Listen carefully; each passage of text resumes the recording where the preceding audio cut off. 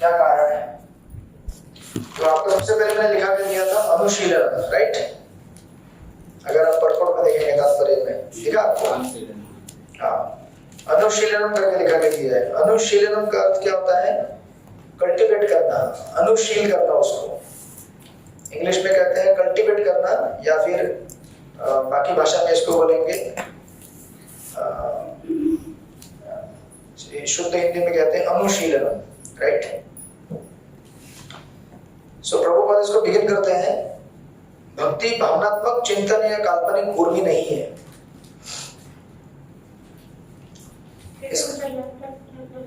इसका अर्थ क्या है?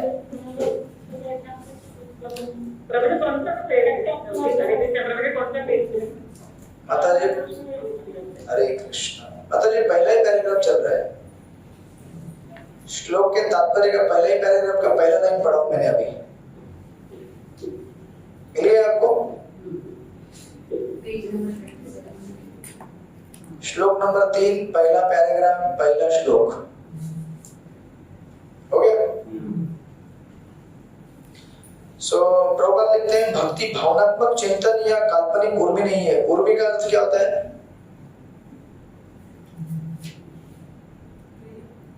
हाँ जी,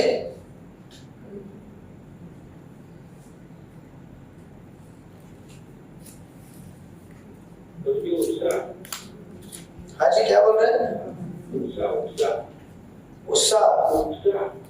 अच्छा, उत्साह का अर्थ क्या होता है?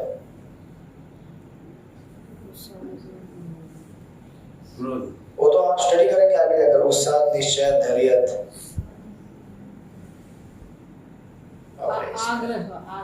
साउंड का बटन भी जाम कर दिया इसने, खतरनाक। छोटे से मोबाइल में इतना बड़ा ऐप कैसे चल पाएगा? एनीवेज, सो या बेसिकली प्रभुपाद के कहने का अर्थ है, भक्ति एक्चुअली केवल कहने के लिए भावना नहीं है, बल्कि भक्ति सेवा के माध्यम से उसको प्रस्तुत किया जा सकता है। इसलिए इसको ऐसा कहते हैं, या प्रभुपाद ने लिखा है, इसकी विषय वस्तु व्यवहारिक सक्रियता है। श्री रूप गोस्वामी ने अपने भक्ति रसामृत सिंधु 1.1.11 में भक्ति की परिभाषा इस प्रकार दी है, अन्याभिलाषिता शून्यम ज्ञान कर्मादि अनावृतम अनुकूल्येन कृष्णानुशीलनम भक्ति उत्तमा, राइट? उत्तम भक्ति या पूर्ण पुरुषोत्तम परमेश्वर भगवान श्री कृष्ण के प्रति अनन्य भक्ति इस तरह की जाने वाली भक्ति है जो श्री भगवान के अनुकूल है। इस भक्ति को किसी भी बाह्य प्रयोजन से मुक्त होना चाहिए और सकाम कर्म, निर्विशेष ज्ञान तथा अन्य समस्त स्वार्थमयी इच्छाओं से रहित होना चाहिए, राइट? और फिर आगे प्रभुपाद कहते हैं, भक्ति एक प्रकार का अनुशीलन है। जो ही हम अनुशीलन का नाम लेते हैं तो हमारा अभिप्राय सक्रियता या क्रियाशीलता से रहता है, राइट? सक्रियता या फिर क्रियाशीलता, इसका अर्थ क्या होता है? इसका अर्थ ये है कि कभी कभी हम लोग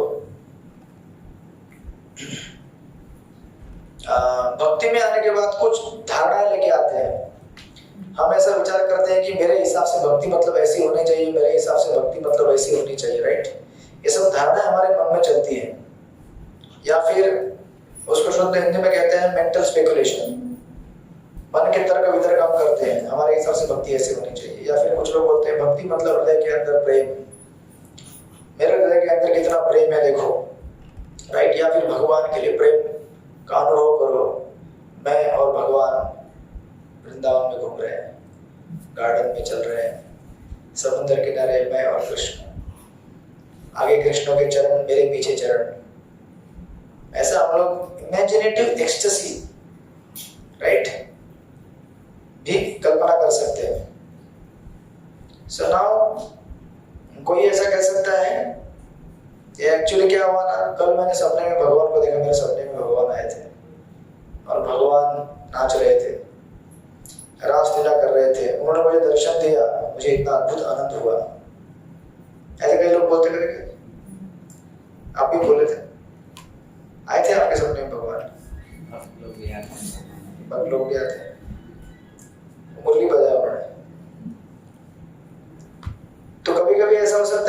सपने में भगवान आए, अगर हमारे सपने में भगवान आए तो दूसरे दिन क्या करना चाहिए फिर? प्राइम मिनिस्टर का कॉल आ रहा है। नरेंद्र मोदी स्टेडियम से कॉल आया क्या आपको? अहमदाबाद। हरे कृष्ण। कॉन्फ्रेंस रूम आज तक उनको पता नहीं चला है। सिक्योरिटी को पूछेंगे तो कोई भी बोलेगा ना यहाँ पे कैसे आने का, यहाँ पे बाप रे इतने सालों से। हरे कृष्ण। सो इसको कहते हैं, या कभी कभी हम लोग ऐसा बोलते हैं कि भगवान मेरे सपने में आए, भगवान मेरे को दर्शन दिए। अगर वास्तविक भगवान हमको दर्शन दिए हैं, हमारे सपने में आए हैं, तो उसका परिणाम हमारे जीवन में दिखना चाहिए। क्या दिखना चाहिए?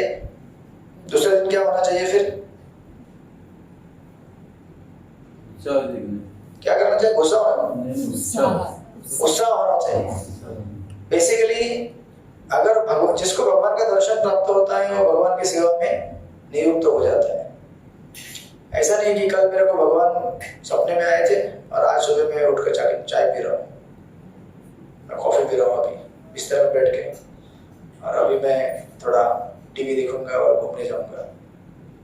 भगवान आए हैं तो भगवान की सेवा के लिए हम लोग प्रेरित हो जाएंगे। तो कभी कभी लोग इस प्रकार से इमेजिनेटिव एक्सटेसी दिखाकर हो सकता है अपना बड़प्पन दिखाने की कोशिश करें। प्रभु को तो मैं जानता हूँ सेवा में लगे रहते हैं, इसलिए उन्होंने भगवान का दर्शन किया तभी सेवा में लगे हुए हैं, राइट। बट समटाइम कुछ लोग ऐसा बोल सकते हैं कि मैंने भगवान को देखा है, मतलब मैं अभी क्या हूँ, बहुत महान हूँ। आपको सपने में भगवान आए थे क्या? नहीं, मेरे सपने में आए थे कल भगवान। मेरे सपने में महाराज आके गए, मेरे सपने में प्रभुपाद जी आके गए, राइट। तो अगर वास्तविक हमारे सपने में भगवान आके गए हैं, हमको दर्शन दिया है, तो हम लोग शुद्ध हो जाएंगे और सेवा के लिए प्रेरित हो जाएंगे। इसलिए प्रभुपाद कहते हैं, और प्रभुपाद हमको एक्चुअली प्रोटेक्ट करने की कोशिश कर रहे हैं from imaginative ecstasy of devotional service. काल्पनिक भक्ति की जो तथाकथित जो उत्साह है, उत्साह से ज्यादा तथाकथित भाव कि मेरा भक्ति में इतना भाव बढ़ गया। आपको मालूम है प्रभु जी क्या भाव है मेरा? मैं तो कृष्ण के बिना रह नहीं सकता। तो नहीं रह सकते हो तो फिर आ जाओ, सेवा दे दे थोड़ा सा आपको। फिर वो भाग जाता है, बोलता नहीं कृष्ण नहीं आए थे मेरे सपने में। जैसे प्रभुपाद जी कहते हैं कि वो यहाँ तो नहीं, बट बंगाल में या फिर महाप्रभु के टाइम में ऐसे बहुत सारे भक्त हुआ करते थे जो एक्सटेसी आने पे, जो अष्ट सात्विक विकार होते हैं, जमीन पे लोटपोट हो जाते थे, आंखों से अश्रु, शरीर से कंपन, ऐसा होता था। तो कुछ प्रभुपाद के टाइम में कुछ भक्त ऐसे वो करते थे, जैसे बाहर के लोग बोलते भूत आ गए, तो ऐसे ऐसे करते हैं ना वो। तो हमारे जो तथाकथित सहजिया रहते हैं, वो भी भगवान आ गए तो अभी आंखों से आंसू निकालेंगे, पसीना निकलेगा। तो प्रभुपाद कहते थे एक लाठी लेके जाओ जरा उधर, जरा लाठी से उसको पीटो। तो अगर लाठी से पीटने के बाद अगर वो तभी भी भगवान की भक्ति भजन में रोता रहेगा तो समझ जाना कि भक्ति है। बहुत सारे लोग तो लाठी देके भाग जाते हैं, अरे भागो यहाँ से, पीटने के लिए आ रहे हैं। इसका मतलब क्या है? भक्ति का नाटक। तो हमारे लिए भगवान लाठी लेके नहीं आएंगे, बट हमारे जीवन में कुछ ऐसे प्रसंग लाके छोड़ देंगे, कुछ कठिनाइयां लाके रख देंगे। कोई भक्त आपको कुछ बोल देगा, या आपके जॉब में कुछ परेशानी हो जाएगी, या फिर आपको फाइनेंशियल कुछ प्रॉब्लम हो जाएगा, या फलाना फलाना कुछ भी हो सकता है लाइफ में। तो उस समय हम भगवान के भक्ति भजन को जारी रखते हैं या फिर छोड़ देते हैं, ये निश्चय करता है कि हमारी जो एक्सटेसी है भक्ति में, जो हमने भाव दिखा रहे लोगों को, वो भाव सच्चा है या झूठा है, राइट। इसलिए प्रभुपाद यहाँ पे हमको प्रोटेक्ट करने हेतु बहुत बढ़िया तरह से लिखते हैं, भक्ति एक प्रकार का अनुशीलन है। जो ही हम अनुशीलन का नाम लेते हैं तो हमारा अभिप्राय सक्रियता या क्रियाशीलता से रहता है। आध्यात्मिकता के अनुशीलन का अर्थ ध्यान के लिए निष्क्रिय होकर बैठ जाना नहीं, जैसा कि कुछ छद्म योगी सिखाते हैं। राइट। सो इसलिए ये सबसे इंपॉर्टेंट है कि हम लोग जब भक्ति में प्रवेश करें तो झूठे भक्ति भाव से बचे, झूठे भक्ति की तरक्की से बचे। भक्ति की तरक्की ये नहीं है कि मैं कोने में बैठ के माला, ओह मैं इतना माला में मगन हो जाता हूँ, बेसिकली मैं सो जाता हूँ कोने में चुपचाप, तो ऐसी भक्ति की तरक्की नहीं कहते। जैसे शिला प्रभुपाद के, शिला भक्ति सिद्धांत सरस्वती ठाकुर जी के टाइम में एक हमारे प्रभुपाद जी के गॉड ब्रदर थे अकिंचन कृष्णदास बाबा जी महाराज, आपने सुना होगा उनका नाम। तो अकिंचन कृष्णदास बाबा जी महाराज दिन भर भजन करते थे, केवल भजन ही करते थे वो। उस समय आश्रम में जब थे वो तो सन्यासी नहीं थे, ब्रह्मचारी थे। तो एक समय और एक दूसरे हमारे भक्त थे भक्ति प्रज्ञान केशव महाराज, शिला प्रभुपाद के गॉड ब्रदर गुरु भाई थे। ये भक्ति सिद्धांत ठाकुर जी के मठ की बात है, इस्कॉन के स्थापित होने के पहले। तो भक्ति प्रज्ञान केशव स्वामी महाराज एक बार शिला भक्ति सिद्धांत ठाकुर जी के पास आते बोलते हैं कि ये जो अकिंचन बाबा जी है ना, उस समय पता नहीं अकिंचन बाबा जी नाम था कि नहीं, बाद में पढ़ा, लेकिन अकिंचन बोलते थे। ये दिन भर बैठ के जप करते रहता है, कुछ सेवा नहीं करता है। तो भक्ति सिद्धांत ठाकुर जी बोले कि एक काम करते हैं, आप भी कल से कोई सेवा मत कीजिए, आप इस कमरे में बैठ जाइए और आपको प्रसाद मिलेगा, आपके रूम तक प्रसाद आएगा, आप भी दिन भर जाप कीजिए। तो भक्ति प्रज्ञान केशव महाराज सुने और चुपचाप निकल गए। फिर कुछ दिन बीत गए, वापस आ गए, बोले अकिंचन बाबा जी खाली बैठ के जप करता रहता दिन भर, कुछ सेवा नहीं करते। तो उस समय भक्ति सिद्धांत ठाकुर जी वापस बोले एक काम करते हैं, उस समय वो टेंपल प्रेसिडेंट थे भक्ति प्रज्ञान केशव स्वामी महाराज, बोले कि आपको मैं टेंपल प्रेसिडेंट की सेवा से भी मुक्त कर देता हूँ। चलो, उस समय तो मैंने कहा था खाली एक जगह बैठो और जप करो, अभी तो मैं आपको टेंपल प्रेसिडेंट की सेवा से भी मुक्त कर देता हूँ और आप शांति से बैठ के रूम में जपा करना, आपका सब प्रसाद, खाना पीना, सब कपड़े धोना, सब कुछ एक जगह पे हो जाएगा।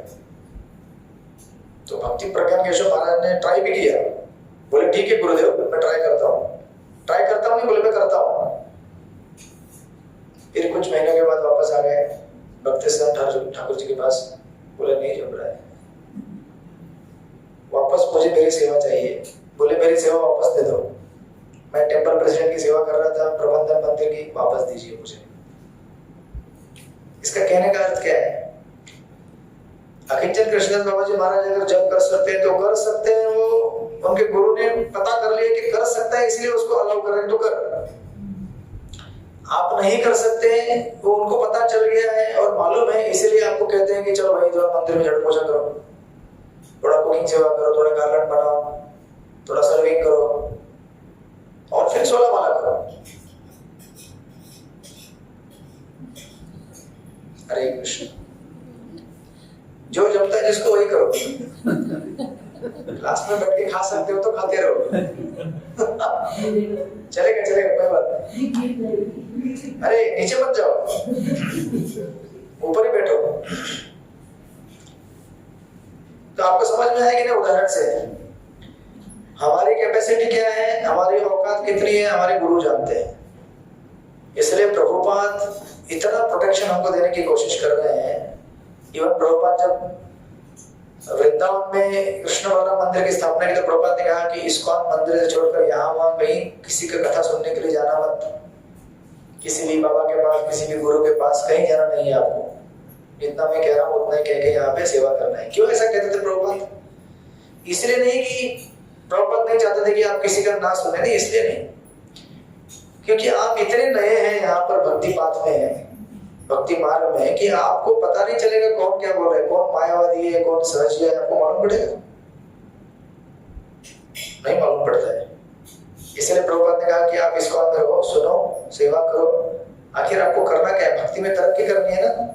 सारी सुविधा बना के दी है मैंने आपको, टेंपल बना के दिया, भक्त बना के दिए, सारी विधियां दी है, और अभी आप जाते हो उस बाबा जी के पास सुनने के लिए, फिर कहते हो वो बाबा जी तो कहते हैं कि दिन भर बैठ के रास नृत्य का गायन करना चाहिए। अरे भाई तुम्हारी कैपेसिटी है क्या? दिन भर रास नृत्य का श्रवण करने का कैपेसिटी है? 4 नियम पालन करने में ही हरिबोल हो गया है और इसको रास नृत्य सुनना है। तो आपने अपनी औकात के बाहर नहीं जाना चाहिए, और हमारे गुरु ने हमें जो दिया है वही हमारे लिए सर्वश्रेष्ठ है। हमें और यहाँ वहां नहीं जाना चाहिए। या तो जाना था तो पहले से चले जाते हैं। शादी कितनी बार होती है? हरे कृष्ण। लोग बोलेंगे आजकल तो बहुत शादी होती है, लेकिन आइडियली शादी एक ही बार होता है ना। एक बार किया तो किया, बराबर है कि नहीं? या फिर आपको जाना भी है तो जाओ कंप्लीटली, फिर इधर का आधा उधर का आधा मत करो। तो फिर उधर जाएंगे, वो बाबा जी ऐसा कहते हैं, वो दूसरे बाबा जी ऐसा कहते हैं, तीसरे बाबा जी ऐसा कहते हैं, उन्होंने वो मंत्र दिया, उन्होंने वो मंत्र दिया। अरे आपको आपके गुरु ने कौन सा मंत्र दिया? वो आपके लिए इंपॉर्टेंट है। गुरु बराबर जान के आपको मंत्र देता है। किसी को कोई बोलते हैं कि उनको तो राधे राधे वाला मंत्र दिया है। अरे उनको दिया है, उनको गुरु ने दिया है। आपको कौन सा दिया है?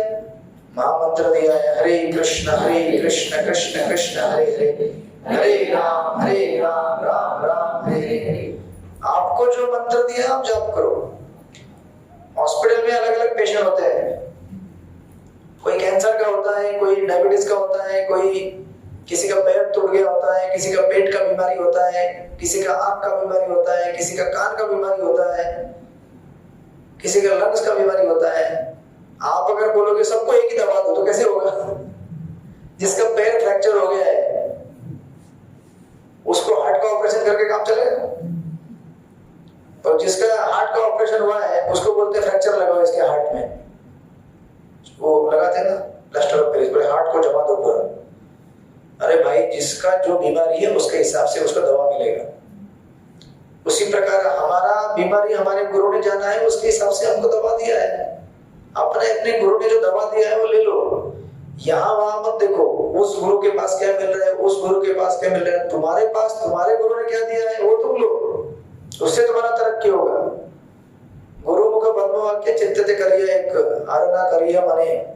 गुरु को बाईपास करके अगर तुम उस्तादी करोगे कि नहीं मेरे हिसाब से वो होना चाहिए, ये दवा होना चाहिए, उस्तादी करोगे तो फिर 2-3-4 दिन उस्तादी कर लोगे, 5वें दिन पता भी नहीं चलेगा कहाँ नामो निशान मिट जाएगा भक्ति में से। Right, so that's why Prabhupada हमको प्रोटेक्शन देने के लिए ये सब कह रहे हैं। ऐसा नहीं कि प्रभुपाद कह रहे हैं कि तुम यहाँ मत जाओ वहां मत जाओ, ऐसा नहीं। प्रभुपाद आपको बचाने के लिए कह रहे हैं, क्योंकि हमारी कैपेसिटी नहीं है यहाँ वहां कुछ समझने की सुनने की। राइट, सो दैट्स व्हाई ये फर्स्ट यहाँ पे लिखते हैं अनुशीलन का अर्थ होता है सक्रिय क्रिया, भक्ति के एक्टिव सेवा में रहना। राइट, दैट इज अनुशीलन। अदरवाइज हम लोग इसको मिस्टेक भी कर सकते हैं। दैट्स व्हाई भक्ति क्या है ना, एक रिलेशनशिप जैसा है। भक्ति इज लाइक अ रिलेशनशिप, एक संबंध बनाने जैसा है। राइट, तो समझो अगर दो लोग आपस में संबंध बनाते हैं अपना, तो उस संबंध में प्रेम महत्वपूर्ण है, लेकिन प्रेम से ज्यादा महत्वपूर्ण क्या है? क्या है भाई?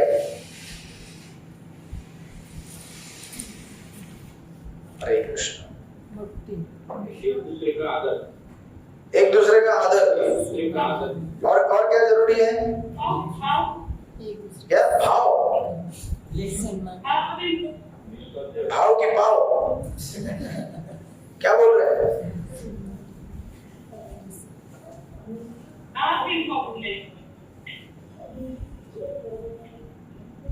आज तो मैं असहाय हूँ, यहाँ पे तो कुछ स्क्रीन चलता ही नहीं है। ठीक है, जाने दीजिए, मजा कीजिए, आप लोग भी आवाज बनाते रहिए। हरे कृष्ण प्रभु की दरबार। हाँ, दंडवत बोलिए माता जी।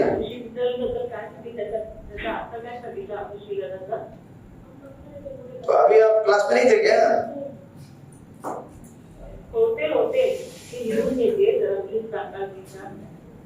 आधा घंटा एक्सप्लेनेशन दिया, अभी रिकॉर्डिंग में कवर कर लीजिएगा वो।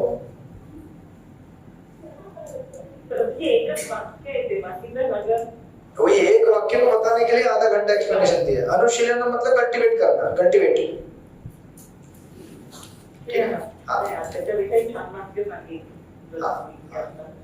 चलेगा, आप सुनते रहिए, आपको समझ में आएगा आगे, फिर बाद में रिकैप करेंगे।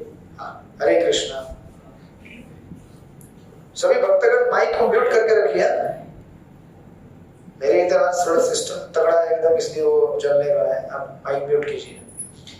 तो समझो अगर दो लोग साथ में आते हैं, उनके बीच में अगर प्रेम का संबंध रहता है तो उसमें एक लोग बोलते हैं ना, भाव होना जरूरी है, राइट? प्रेम होना जरूरी है, लेकिन साथ में क्या होना जरूरी है? और विश्वास, रिस्पेक्ट और आदर। अजय क्या? ट्रांसपेरेंसी, हाँ, सम्मान भाव। ये तो होना ही चाहिए, इसमें थोड़ी मनाही है, ये तो होना ही चाहिए। लेकिन सबसे इंपॉर्टेंट क्या होना चाहिए? समर्थन। किसका समर्थन? संबंध, समर्पण। हाँ हाँ, ठीक है ठीक है, समर्पण, समर्पण होना चाहिए। देखिए, हाँ, एक्सेप्टेंस, ये सब सारी चीजें होनी चाहिए। इसमें से एक भी एलिमेंट अगर गायब होगा तो तकलीफ होता है जीवन में, राइट? बट इसमें सबसे इंपॉर्टेंट है, अगर हम प्रेम कर रहे हैं एक दूसरे से, बट जो आपने एक शब्द कहा ना अभी, समर्पण, या इसी को कहते हैं कमिटमेंट। इंग्लिश में कहते हैं कमिटमेंट, हिंदी में क्या कहते हैं? समर्पण। कमिटमेंट को प्रतिबद्धता बोलते हैं। प्रतिबद्धता मतलब अजी, हाँ वही, मतलब आपने जो बोला है साथ फेरे लेते समय, हरे कृष्णा, सेवा करोगे, सेवा करोगा, या दीक्षा लेते समय बोला है, दीक्षा लेते समय बोला होगा ना, मैं सेवा करूंगा इस्कॉन में, मैं ये करूंगा, मैं, राइट? कमिटमेंट यानी कि जो आपने बोला है उसके ऊपर टिके रहना, राइट? और कमिटमेंट क्या है यहाँ पे? हाँ, प्रण लेना। क्या प्रण लिया है हमने एक दूसरे का? कि हम लोग एक दूसरे की सेवा करेंगे। जहां प्रेम है वहां सेवा आएगी, और जहां सेवा है वहां प्रेम आएगा। ये दोनों एक दूसरे से सेपरेट नहीं किए जा सकते, राइट? मैं तो ऐसा नहीं बोल सकता ना, आप बैठो मैं भी बैठूं कॉन्फ्रेंस टेबल पे, दिन भर मैं आपको देखूं और आप मुझे देखो, देखते देखते ही दिन बीत जाए। और पिक्चर के गाने इस तरह से 5 मिनट के होते हैं, खाली शेर व शायरी 5 मिनट की होती है। फिर 10 मिनट के बाद क्या होता है?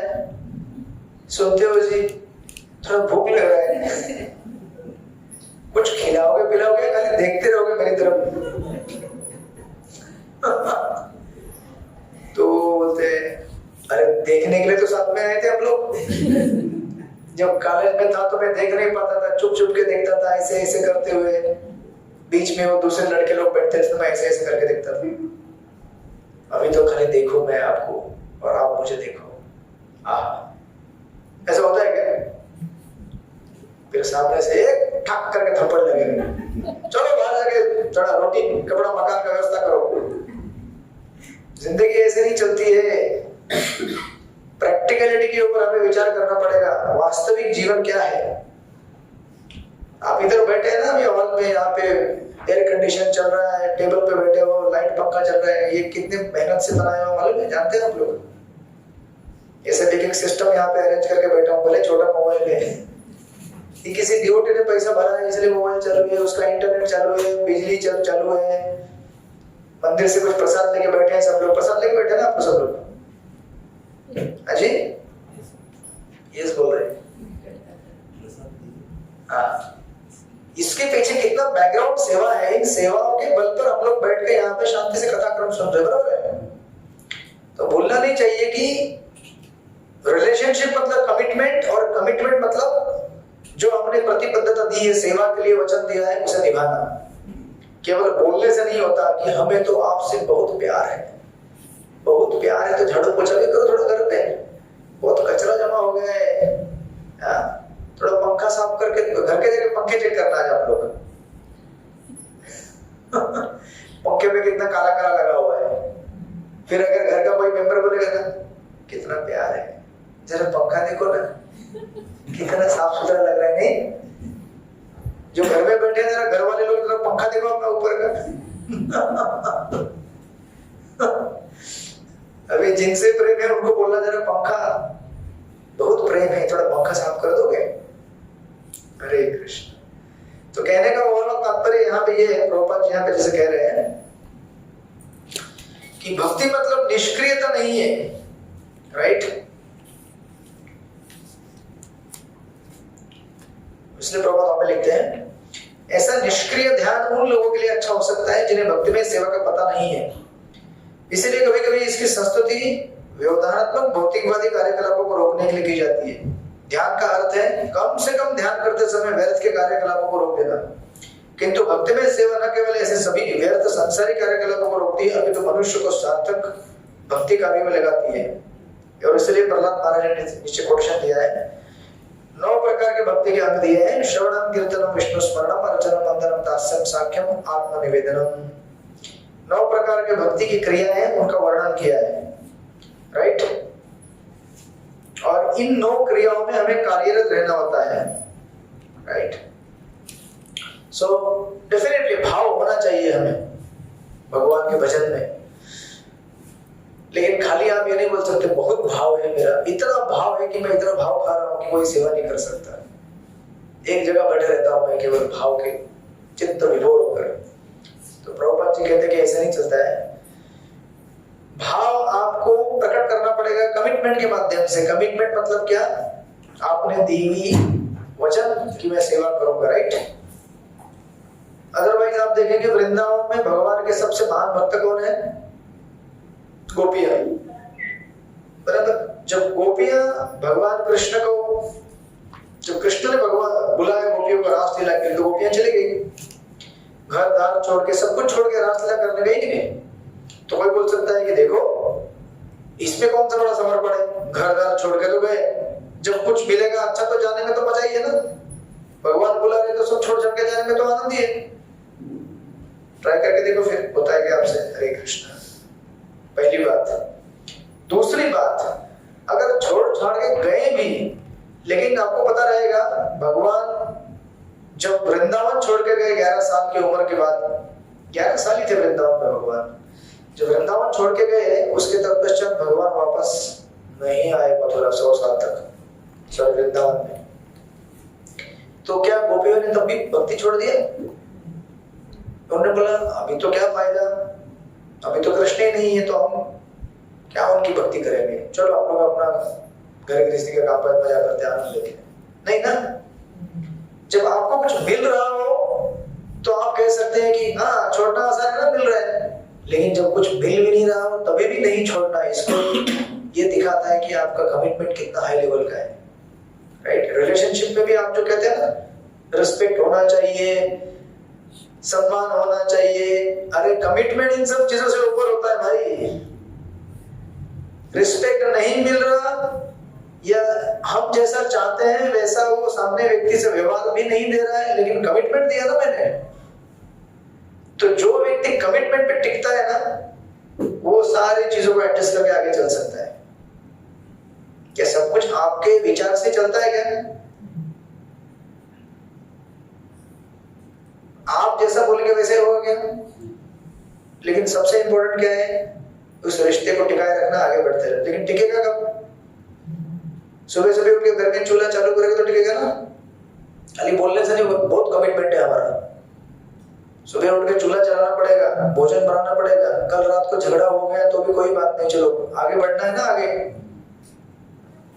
लेकिन विनोद प्रभु। हरे कृष्ण। तो कुछ नहीं मिल रहा है तो लोग उछलते हैं, अभी तो मजा आएगा। जिस दिन सामने वाला बोलता है मैंने सोचा था ऐसा लेकिन ऐसा निकला, तो संसार तो ऐसा ही ऐसे निकलने वाला है। यहाँ पे आप लोग ये ना सोचिए कि यहाँ पे हम लोग 100% जैसा सोचते थे वैसा का वैसा ही सामने प्रकट होगा, ऐसा होता है क्या? आप लोगों ने कुछ सोच के साथ में आए होंगे, निकला कुछ और, तो क्या करोगे अभी? नया ढूंढने जाओगे वापस, नया ढूंढोगे वो भी ऐसे निकलेगा, तीसरा ढूंढोगे वो भी ऐसे निकलेगा। अरे भौतिक जगत में सब ऐसे हालत है, यहाँ पे कोई परफेक्ट नहीं है। हर संबंधों में, रिश्तों में आपको कमियां दिखेंगी ही दिखेंगी, लेकिन इसके परे क्या है? कमिटमेंट है, साथ में रहना है, सेवा करना है, चलना है आगे। फिर उसके बाद असली प्रेम प्रकट होगा आपका।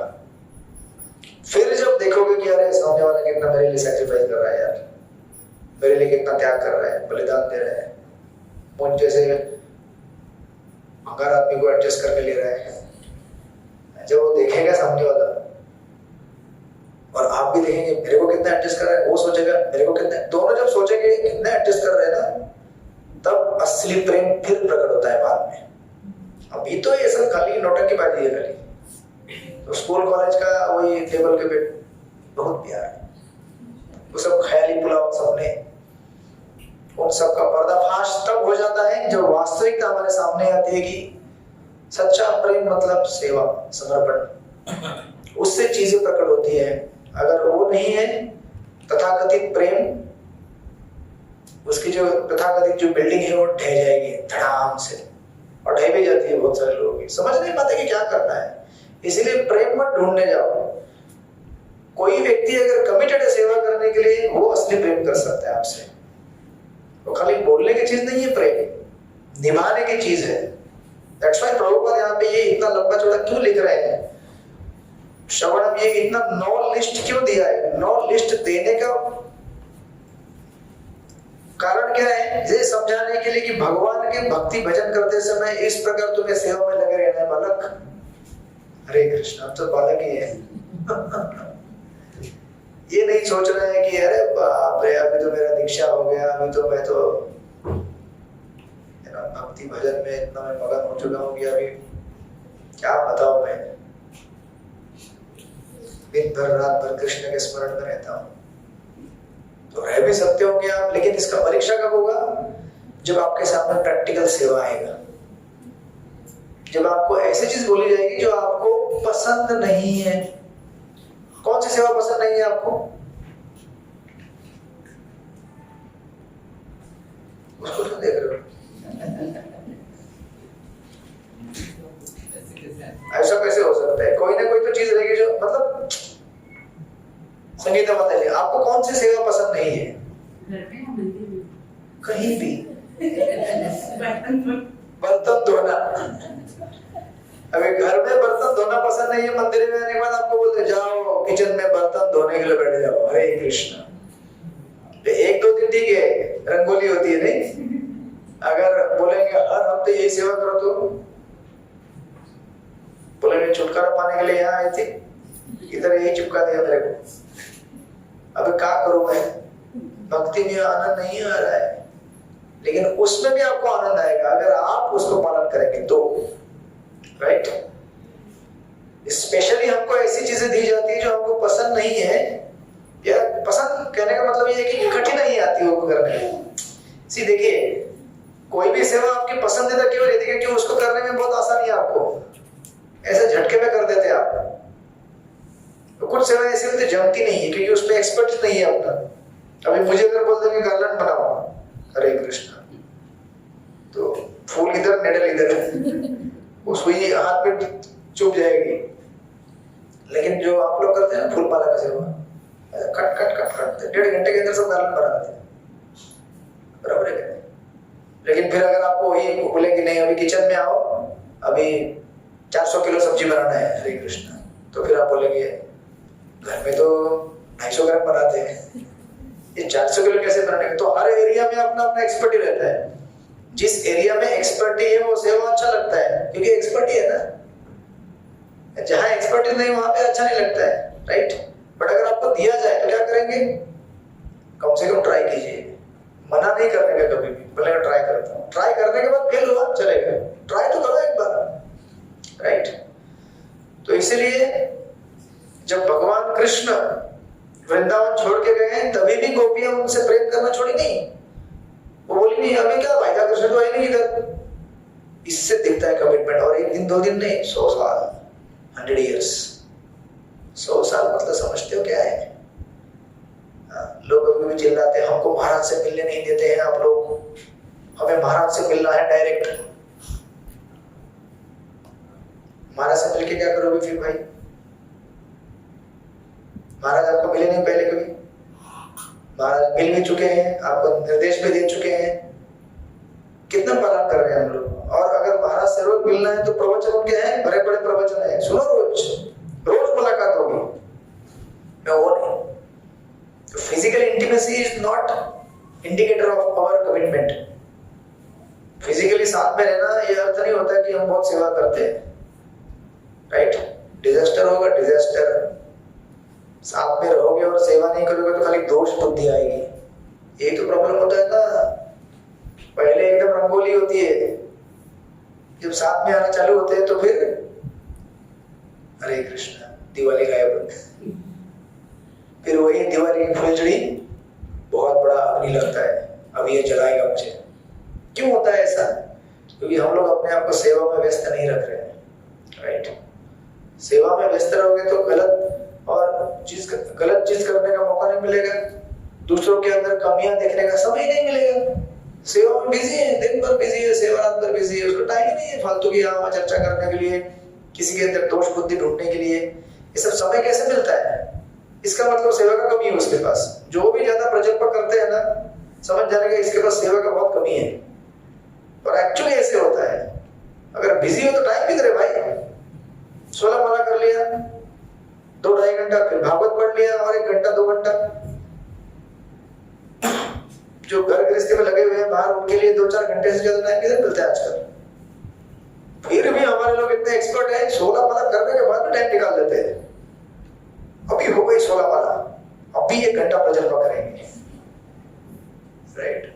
तो बचना चाहिए उससे, राइट? सो दैट्स व्हाई ये कमिटमेंट जो है हमको दिखेगा। और प्रभुपाद जी आगे लिखते हैं वहां पर, दिव्य ज्ञान प्राप्त करने की दिशा में श्रवणम अर्थात सुनना प्रथम कदम है। तो ये जो 9 विधियां हैं, वो 9 विधियों का आगे एक-एक करके बता रहे हैं। 2-3 चीजें बता रहे हैं, ज्यादा नहीं बता रहे हैं उत्साह को प्रारंभ करने के पहले, राइट?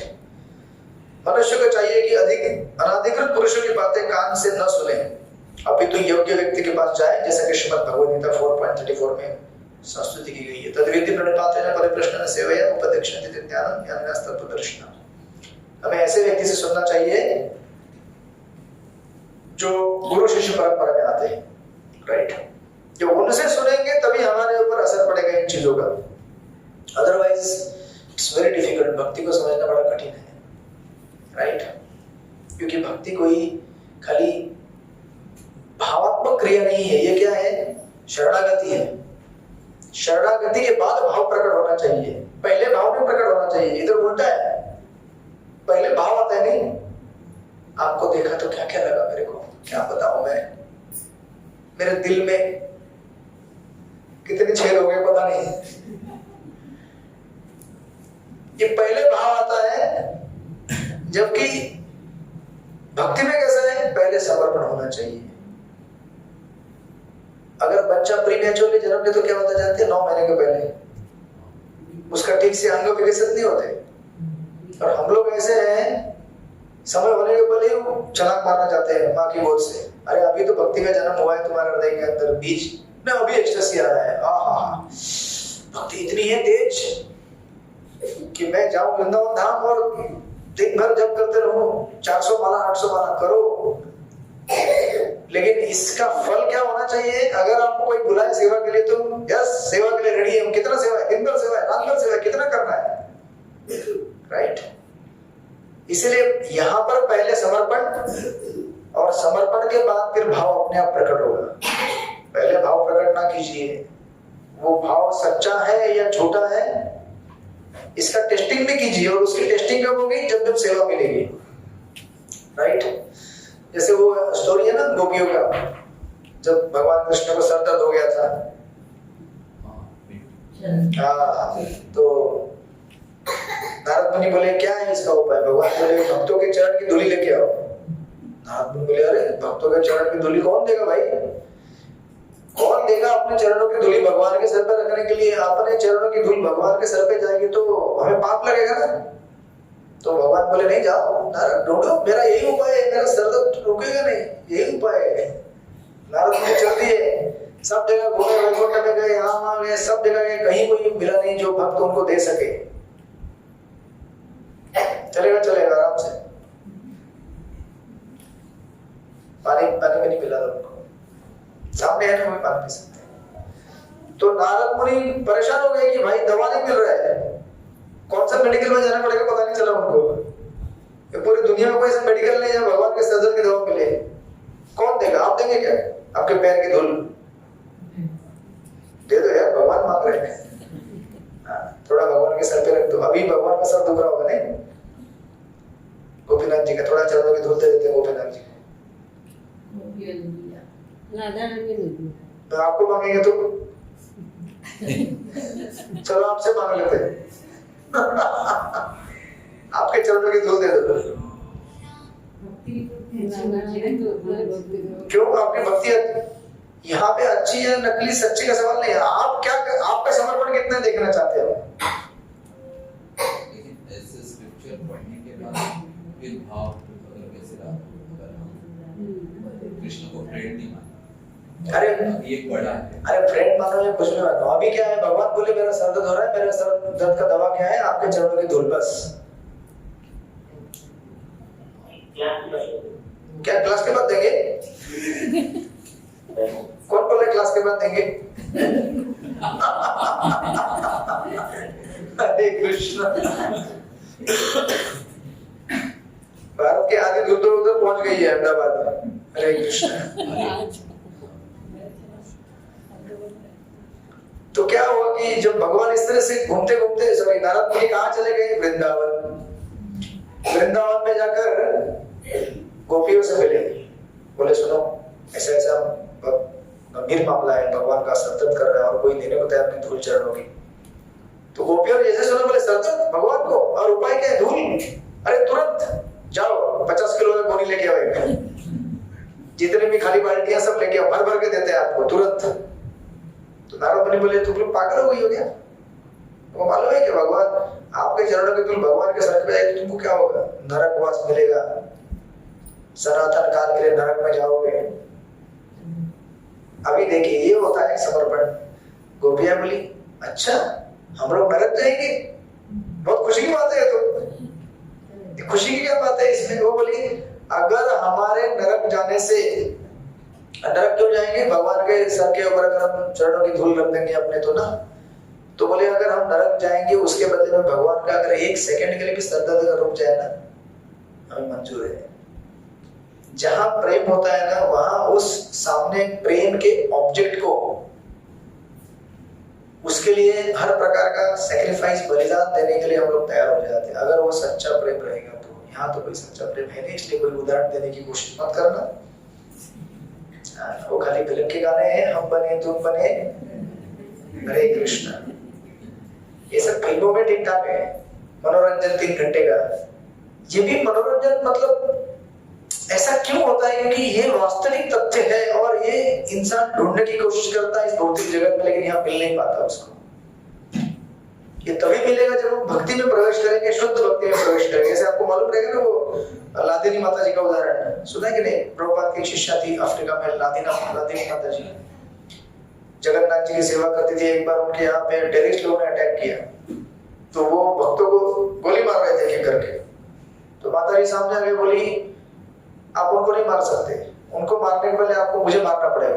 वो बोले हट जाओ, तो बोले खड़ी रही और गोली चला दिया उनके ऊपर, मर गई। बोले मेरे सामने किसी भी वैष्णव की हत्या नहीं हो सकती, मैं सहन नहीं कर सकती।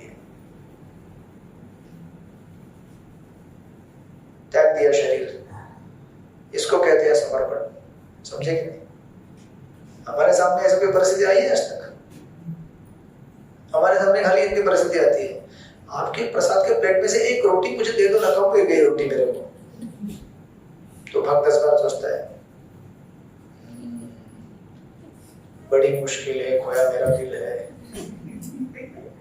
कोई मेरी रोटी ढूंढे तो। एक उसको बोलेंगे आधा तुम्हारे, एक गिलास में से आधा गिलास स्वीट मुझे दे दो, तनाव में आ जाएगा वो। हमारी भक्ति का स्तर यहाँ पे है और फिर निकल पड़ते हैं, भक्ति इतनी तेज हो रही है मेरी जिंदगी में, क्या बताओ, कृष्ण को सपने में आए थे, मुझे रहा नहीं जा रहा है, मेरे आंखों से आंसू आ रहे हैं, रुमाल है क्या, टिश्यू पेपर लाओ भाई, जरा आंखें पोंछ लो। ऐसी तथाकथित भक्ति से सामने वाले के ऊपर भी नेगेटिव प्रचार होगा और हमारे ऊपर तो हो ही रहा है नेगेटिव प्रचार। इसलिए वास्तविक अगर जीवंत उदाहरण देखना तो ये सब उदाहरण देखिए, गोपी का उदाहरण देखिए, राधिनी माता जी का उदाहरण देखिए, ऐसे कितने भक्तों का उदाहरण है हमारे सत्संग में, राइट। सो इसीलिए प्रॉपर जहाँ पे लिखते हैं कि प्रॉपर अगर व्यक्ति से हम श्रवण करेंगे तो ये सब चीजें हमको समझ में आ सकती है, right. Otherwise it is just dry sentiment, you know. जैसे घर में आपके बच्चे रहते हैं छोटे छोटे, खास करके एकदम छोटे बच्चे, घर में छोटे बच्चे मतलब क्या होते हैं, एनी टाइम अलार्म क्लॉक, हरे कृष्णा, रात को 1 बजे ट्रिंग ट्रिंग चालू हो जाएगा, 2 बजे 3 बजे कभी भी बजेगा वो। तो आप बच्चा होता तो खुश होते हैं लोग, बच्चा मेरा बच्चा सपने मेरे सच करेगा। कितने गाने गाए हैं, मम्मी कहती है मम्मी का नाम रोशन करेगा लेकिन रात को अगर वो रोएगा तो माँ बोलती है अरे यार झंझट है यार, ये क्यों जन्म दिया इसको। बोला क्या आप लोगों ने ऐसा? कमला माता जी आपने बोला? नहीं, आप तो हमारे जमाने के, आप क्यों बोलेंगे? ये सब नए जमाने के एडवांस मॉडर्न लोग जो है ना वो बोलते हैं अरे यार कौन से जन्म का कर्म भोगना था, ये जन्म लिया है। एक हमारे भक्त है, उनको बेबी हो नहीं रहा था, कितने साल हो गए, लगभग 8-9 साल से कुछ हुआ नहीं उनको बेबी। और एक दिन मेरे को खुशखबरी आई, बोले क्या हो गया? उसके चेहरे पे जो मुस्कान थी, बाप रे, तो क्या बताऊं मैं, बोले क्या हुआ, क्या बताओ, बोले क्या हुआ, बोलो बोलो बोलो क्या हुआ, बोलो बेबी हो गया, बेबी हो गया अरे बाप रे, उसको बेटी हो गई एक। तो एक्सट्रेस में था, सोचो ना 8-9 साल, और वो भी कि डॉक्टर को दिखाया आयुर्वेदिक, एलोपैथी, होम्योपैथी, नेचुरोपैथी, कहाँ घूमे दुनिया भर, कुछ नहीं, संतान नहीं हो रही थी, हो गई। फिर मैं 1-2 महीने बाद मिला, बोले कैसे चल रहे हैं तो बोलता है हरे कृष्णा। बोला एक्सटेसी है कि ना लाइफ में अभी? बोला टोटल एक्सटेसी है प्रभु। बोलती है वो रात को 3 बजे सोती है सर, वो बच्चा जो है ना रात को 3 बजे तक खेलता रहता है, जगते रहता है, चिल्लाता है, रोता है। बोले 3 बजे सोता है वो बेचारा, पूरा बॉडी पतला हो गया उसका। वो रहता है बदलापुर, मंदिर का स्टाफ है अपने, आपको पता रहेगा। वो बदलापुर से इधर आना है उसको बेचारे को, वो 3 बजे वो, फिर मैं ऐसा 3-4, अभी तो 2-3 साल हो गया होगा, फिर मैं कुछ हफ्ते पहले पूछा अभी कैसा है, बोलता है 2:30 बजे हो गया है बोलता है आधा घंटा मतलब पीछे प्रीपोन हो गया, अभी थोड़ा सा धीरे धीरे सो रहा है वो टाइम पे। तो ऐसा नहीं होता ना, हमको क्या करें, हमने अगर कमिटमेंट दिया है, हमको चाहिए प्रेम, तो उसके बदले में उतना सेवा और समर्पण देना पड़ेगा, अदरवाइज संभव नहीं है वो, राइट। ऐसा प्रभुपाद लिखते हैं, और प्रभुपाद से आगे लिखते हैं कि मुंडक उपनिषद में और भी संस्तुति की गई है, तत्व विज्ञानार्थम स गुरुमेव अभिगच्छेत्, उस दिव्य विज्ञान को समझने के लिए प्रामाणिक गुरु के पास जाना आवश्यक है। इस प्रकार विनीत भाव से दिव्य गुह्य ज्ञान प्राप्त करने की यह विधि केवल मानसिक चिंतन पर आधारित नहीं है, right? So it is expressed through our selfless service, right? इसलिए प्रभुपाद लिखते हैं ब्रह्मांड भ्रमित को भाग्यवान जीव गुरु कृष्ण प्रसाद पाए भक्ति रता बीज, कि पूरे ब्रह्मांड में भ्रमण करते करते हमको भाग्यवश गुरु का सानिध्य प्राप्त हुआ है, और गुरु हमारे जीवन में भक्ति का बीज बोए हैं। उस भक्ति के बीज को अब हमें सींचना है, किससे? ये 9 प्रक्रियाओं से। इसकी बिगिनिंग होती है श्रवणम कीर्तनम, हरे कृष्ण कृष्ण कृष्ण हरे हरे, हरे राम राम राम हरे हरे। फिर विष्णु स्मरणम, अर्चनम, वंदनम, दास्यम, साख्यम, आत्मनिवेदनम, ये सारी क्रियाएं और सेवाएं दर्शाती है कि हम अपने गुरु के लिए कुछ भी करने को तैयार हैं। एक्चुअली देखा जाए ना, हम लोग क्या करते रहते हैं, गुरु भक्ति करते हैं और कुछ नहीं करते। भगवान की भक्ति भी नहीं करते हम लोग। एक्चुअली क्या है, भगवान की भक्ति है लेकिन गुरु भक्ति के माध्यम से। हम लोग जो भगवान का नाम जाप करते हैं, वो भगवान का नाम जाप किसने दिया आपको? एक बंद कर सकते हैं, वही काफी है। एक बता, अरे ऑफ कर दीजिए इसको, ज्यादा ही कष्ट हो रहा है। कृष्ण। तो हमें गुरु ने उपदेश दिया है कि आप 16 माला करो, 4 महीने पालन करो, भक्तों की सेवा करो, तभी तो हम भक्ति कर रहे हैं ना, गुरु के माध्यम से, राइट? तब हमारा सैक्रिफाइस दिखता है। कितने भी कठिनाई हो, अपने 16 माला करेंगे, 4 महीने पालन करेंगे, राइट? इसलिए वो बाइबल में एक स्टोरी आता है किंग सोलोमन का। तो उसके पास 2 स्त्रियां आती है, औरत भाग भाग के, उनका बच्चा खो गया होता है। तो आके बोलते हैं कि अरे मेरा बच्चा है, मेरा बच्चा है। तो एक बच्चा रहता है वहां पे, तो दोनों बोलते हैं कि ये मेरा बच्चा है, ये मेरा बच्चा है, दोनों चिल्लाती हैं। तो अभी राजा बोलता है कि अरे कैसे पता करें किसका बच्चा है ये? तो राजा बोलता है ये काम करो, इस बच्चे को काट के 2 टुकड़े करके आधा इसको दो, आधा उसको दो। हरे कृष्ण। जब जैसे ही एक्चुअली जिसका बच्चा रहता है ना, जैसे सुनती है वो तुरंत चिल्लाती है, बोलते नहीं नहीं नहीं, नहीं मत मारो मत मारो मत मारो, चाहो तो आप ये बच्चा उसको ही दे दो लेकिन मत मारो। कहने का मतलब क्या है, जिसका वास्तविक प्रेम रहेगा ना, वो बलिदान, समर्पण, सैक्रिफाइस करने के लिए तैयार होगा।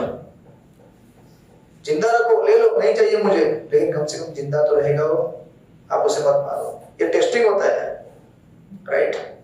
ये परीक्षा होती है हमारे तथाकथित और वास्तविक भक्ति की प्रक्रिया की। अदरवाइज हम लोग बोलेंगे हाँ चलेगा, कुछ भी करो, टेस्टिंग कैसे भी करके होना चाहिए ना, तो ये नहीं होता ना, ऐसे मर जाएगा ना वो। तो असली जो माँ रहेगी वो कभी नहीं चाहेगी कि बच्चा मरे, वो चाहेगी भले दूसरों को तो जिंदा रहना चाहिए, राइट? तो इस तरह से प्रभुपाद का एक सुंदर एग्जांपल है, उसको कंक्लूड करके फिर हम लोग इसके आगे बढ़ेंगे।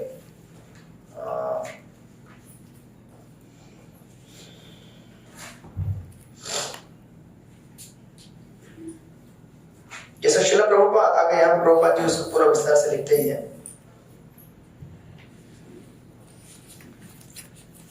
वो उत्साह के प्रारंभ होने के पहले, जैसे प्रभुपाद जब वृंदावन में थे 69 साल की उम्र में, प्रभुपाद को वृंदावन छोड़ के कहीं जाने की जरूरत थी क्या? जनरली हम लोग जब बूढ़े हो जाते हैं तो सोचते हैं कि चलो कहीं मंदिर रहेगा, वहां जाके सेवा देंगे, आराम से रहेंगे। प्रभुपाद तो वृंदावन में रह रहे थे। वृंदावन के प्रमुख मंदिर राधा दामोदर मंदिर है, सामने रूप गोस्वामी का समाधि, रूप गोस्वामी और बाकी जितने भी आचार्यगण हैं जिन्होंने वृंदावन में भगवान की भक्ति में सेवा किया, ऐसे धाम में रह रहे थे, राधा दामोदर मंदिर। और क्या चाहिए भाई? 70 साल की उम्र में कोई विचार करता है कि यहाँ से कहीं आना करके? बैठ के भजन करो अपना, हरे कृष्ण कृष्ण कृष्ण हरे हरे, हरे राम राम राम हरे हरे, हरे राम राम हरे। तो फिर ऐसा क्यों हुआ? प्रभुपाद जी क्यों निकले वहां से? वृंदावन छोड़ के क्यों गए प्रभुपाद 70 साल की उम्र में? क्या जरूरत थी?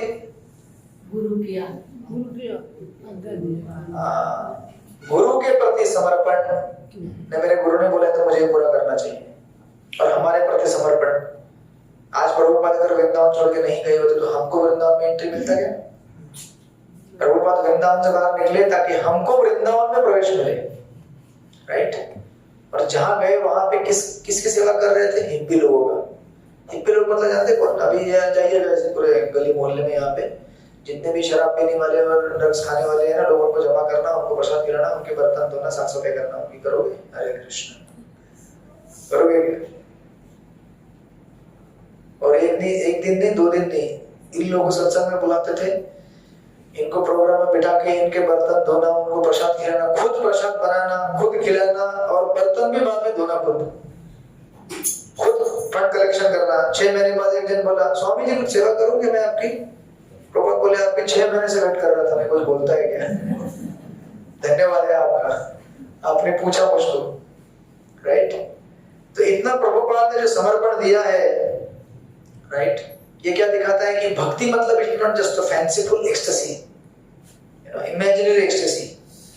भक्ति मतलब वो नहीं जिससे मुझे एक्सटेसी मिलती है, भक्ति मतलब वो जिससे कृष्ण को एक्सटेसी मिलती है, जिससे कृष्ण को आनंद मिलता है।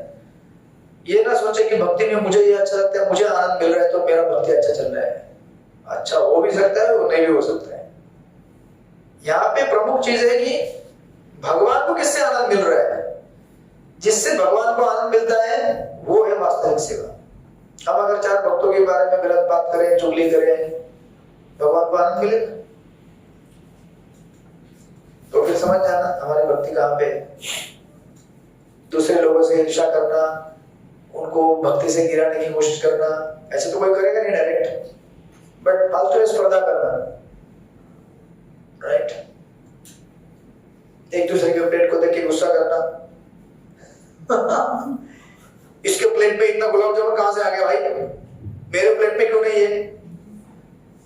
अरे खाने दो ना उसको, वो खाएगा तो भगवान प्रसन्न होंगे।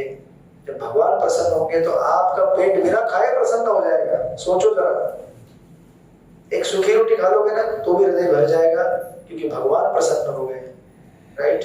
दैट्स व्हाई श्रील प्रभुपाद ने जो हमको ये शास्त्रों में दिए गए पर्पस है, खास करके प्रभुपाद के तात्पर्य है, इनको कहा जाता है प्रभुपाद के डिवोशनल एक्सटेसी। डिवोशनल एक्सटेसी मतलब प्रभुपाद इन तात्पर्यों को अपना भाव क्यों बोल रहे हैं, क्योंकि इस भाव के माध्यम से, जैसे भागवत के प्रथम स्कंद में जब 11वें अध्याय में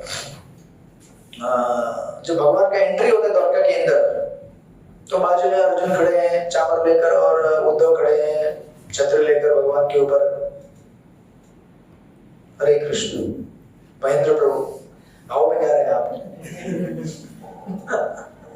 हरे कृष्ण कृष्ण कृष्ण हरे हरे, हरे राम राम राम हरे कोई भी भाव में प्रवेश ना करे, और आधा घंटा है हमारे पास। वंदना माता जी, आप भाव में हैं क्या? हरे कृष्ण। अहमदाबाद ना जाए, वो तो आप बाद में जाइए ना जाइए, तो क्लास के होने के बाद ही है। मैं बोल रहा हूँ कम से कम क्लास में होते कहीं मत जाइए, राइट। सो उस समय जो ये प्रथम स्कंद का जो पैराग्राफ है, इसमें प्रभुपाद जी लिख रहे हैं कि कृष्ण के ऊपर चामर कर रहे हैं और छतरी लेके खड़े हैं उद्धव जी। इतना आध्यात्मिक है, मतलब भाव का प्रसंग है। और प्रभुपाद जी तात्पर्य में क्या लिखते हैं, आधुनिक सभ्यता इतनी भयंकर है, मशीनरी बनाया है लोगों ने, लोग अनेक अनेक प्रकार के उग्र कर्मों में लगे हुए हैं। आप बोलेंगे तात्पर्य में स्टार्टिंग में लिखा हुआ है कृष्ण के प्रति भाव, और तात्पर्य में प्रभुपाद लिख रहे हैं कि फैक्ट्री है, इसका संबंध क्या है? आप बोलेंगे कुछ भाव की बातें कीजिए ना प्रभुपाद जी, उधर भाव की बात चले, इधर भी भाव की बात कीजिए। ये सब अचानक फैक्ट्री विक्ट्री कहां से आ गया है? तो इसलिए बहुत सारे लोग जो प्रभुपाद के भागवत पढ़ते बोलते हैं कि प्रभुपाद के भागवत में, और रिकॉर्डिंग चालू है ना, इधर से हट गया, मुझे डाउट था ही कुछ तो हो रहा है, प्रॉब्लम यहाँ पे। चलाते चालू रखिए इसको, आधा घंटा में इसको करेंगे। इंटरनेट क्या है ना, अनस्टेबल है थोड़ा, तो ऐसे ही ब्रेक होते रहते हैं। तो इसलिए प्रभुपाद जी वहां पे चीज लिख रहे हैं ना, प्रभुपाद जी का जितने में तात्पर्य है ना, वो सारे तात्पर्य हमारे मिसकॉन्सेप्शन या फिर भक्ति की गलत धारणा को तोड़ने के लिए, राइट। इसलिए प्रसंग भले रास्ते का चल रहा हो, लेकिन तात्पर्य प्रभुपाद क्या लिखेंगे, तुम्हारे हृदय में कितना काम खत्म हुआ है, क्रोध कितना खत्म हुआ है, रास्ते पढ़ रहे हो, मूर्ख कहीं के, जाओ सेवा करो, राइट। या बोलेंगे तुम पहले भागवत के पहले 9 स्कंद पढ़ो, भागवत के पहले 9 स्कंद पढ़ने के बाद फिर 10वें स्कंद में प्रवेश करो। तो प्रभुपाद जी के जितने भी तात्पर्य है, वो एक तात्पर्य क्या है, हमारे एक एक भक्ति की गलत धारणा के ऊपर एक हथौड़ा है। एक एक तात्पर्य हम पढ़ते हैं ना, एक एक तात्पर्य क्या करता है, हमारे अनेक अनेक गलत भ्रांत धारणाओं को तोड़ते रहता है, तोड़ता है। इसलिए प्रभुपाद जी बार बार कहते हैं इंद्र तुक्ति मत करो, भगवान का भजन करो, भक्तों की निंदा मत करो, भक्ति में सावधान। ऐसा बार बार वही चीज रिपीट करते रहते। क्यों? क्योंकि हमारे लिए वही आवश्यक है। तो जितनी बार रिपीट उतनी बार हथौड़ा गिर रहा है, ठक ठक ठक। और एक दिन क्या होता है, फिर वो जो हमारा भ्रम है वो टूट जाता है, राइट। सो दैट्स व्हाई ये इतना जरूरी है प्रभुपाद के तात्पर्य को इस प्रकार पढ़ना और समझना, राइट। इसलिए प्रभुपाद जी ने जो संघर्ष किया है खास करके इस्कॉन को बनाने में, इसके पीछे इतनी सारी फिलॉसफी है, राइट। अदरवाइज जैसे एक प्रसंग यहाँ पे दिया है, कुछ कभी लोग बोलते हैं कि इतना क्यों जोर दिया जाता है सेवा में। अरे प्रभुपाद जी ने अपना पूरा जीवन सेवा के माध्यम से ही बिल्डअप किया है, बनाया है। जैसे प्रभुपाद एक बार बाहर से कहीं से विदेश से आ रहे थे इंडिया में, और वो उतरे दिल्ली एयरपोर्ट पे और मथुरा के लिए जा रहे थे। तो उनको रिसीव करने के लिए गुरुदास प्रभु आए गाड़ी में, प्रभुपाद का शिष्य। तो वो आए कार में, प्रभुपाद जी बैठ गए और कार चल रही थी वृंदावन की तरफ, मथुरा से दिल्ली से। तो धीरे धीरे मथुरा आया, मथुरा क्रॉस करते वृंदावन की तरफ जा रही थी। गुरुदास प्रभु सोच रहे थे कि प्रभुपाद से पहली बार मुलाकात हो रही है, प्रभुपाद कुछ ऐसा कुछ बोलेंगे कि मेरा दिल गार्डन हो जाएगा, कुछ रासलीला के बारे में, भक्ति के बारे में। भक्ति के बारे में मतलब क्या कि वृंदावन के मोर कैसे आवाज करते हैं, वृंदावन की गोपियां, वृंदावन का भाव, वृंदावन की माखन मिश्रिया, कुछ तो बोले प्रभुपाद। तो प्रभुपाद तो चुपचाप बैठ गए में हाथ डाल के जप कर रहे थे। तो प्रभुपाद जो जाप कर रहे थे एकदम गंभीर, कुछ बोलने रहे थे एकदम ध्यान भग्न होकर। तो गुरुदास को सोचे अरे शुद्ध भक्तों को कभी भी परेशान नहीं करना चाहिए। प्रभुपाद ध्यान में लगे हुए राधा कृष्ण की लीला में, मैं कुछ बोलूंगा तो उनकी लीला का स्मरण टूट जाएगा ना, कुछ नहीं बोलना है। ऐसा सोचते सोचते चल रहे थे तो वृंदावन आ गया। बोले प्रभुपाद अभी तो कुछ नहीं बोले। फिर वृंदावन से जब निकले वो कार से, वृंदावन में कार से बाहर निकले, तो प्रभुपाद उस पूरे 2 घंटे 4 घंटे की जर्नी में पहली बार उनके मुख से शब्द निकला। क्या बोले होंगे प्रभुपाद? सीमेंट। क्या निकला? सीमेंट। बोले सीमेंट किधर है? हरे कृष्ण। जब गुरुदास ने सुना सीमेंट, अरे मैं तो सोच रहा था कि बोलेंगे राधा कृष्ण की मधुर लीलाओं को वर्णन करने जा रहा हूं मैं अभी, वृंदावन में तितली बन के घूमोगे तुम। प्रभुपाद ने बोला सीमेंट किधर है। जैसे उन्होंने सीमेंट सुना, अगले 5 मिनट के अंदर गुरुदास प्रभु का जितना भी भ्रम था भक्ति के बारे में, वृंदावन के बारे में, सब धड़ाक से नष्ट हो गया। हमारा भ्रम क्या होता है? हमारा भ्रम तो पहली यात्रा में तोड़ दिया था भगवान ने। जो हमारे यात्रा में आए थे वो लोग नहीं है यहाँ पे। हमारे एक यात्रा गई थी हमारे, आप थे क्या? आप थे? नहीं थे आप, पुष्पा माता जी आप नहीं थे। ये नहीं, 2-2.5 साल पहले यात्रा गया था हमारा, पहला यात्रा। यात्रा में निकले हम लोग, यहाँ से निकलते ही पता चला कि जो ट्रेन है 12 घंटा लेट है। हरे कृष्ण। कुछ तो ट्रेन थी 5 बजे 4 बजे कब तो थी, वो सीधा जाके रात को 2-3 बजे का ट्रेन हुआ। सब भक्तगण प्लेटफॉर्म पे। मेरा तो वो मच्छरदानी था अपना, ब्रह्मचारी वाला रहता है, वो खोल दिया मैंने उधर प्लेटफॉर्म के ऊपर ही। सब लोग आके देख रहे थे ये कौन सी जात आ गई, ये कौन सा प्राणी है, ये कहीं देखा नहीं हमने। फिर उधर से हम लोग गए, जिस स्टेशन से हमें उतरना था वृंदावन, मथुरा से उतरते हैं ना जनरली, उस समय मथुरा स्टेशन पे रिनोवेशन चालू था। तो गाड़ी वाया होके जा रही थी। कहां से? सवाई माधोपुर। दूसरा झटका, बोले उधर नहीं जाएगी गाड़ी? नहीं जाएगी, आपकी गाड़ी वहां से वहां घूम के जाएगी, और उसमें 3-4 घंटा ऐड हो गया। तो हम बोले अभी क्या करेंगे? तो बोले इसको थोड़ा सा, तो सब लोग देख रहे थे वृंदावन, सिर्फ राधे राधे बोलेंगे और फिर गलियों में घूमेंगे। फिर वो आगे गए तो हमने सोचा कि चलो सवाई माधोपुर उतर लेते, थोड़ा जल्दी चलेंगे बस पकड़ के। तो बस वाले को बुलाया, हमने बुक किया, ऑन द स्पॉट सब कुछ हुआ। ये सब गाड़ी में चल रहे हैं तो गाड़ी में कुछ नहीं चल रहा है, सिर्फ यही मैनेजमेंट चल रहा है कि अरे बस कौन सा आएगा, क्या होगा, कितने बजे आएगा।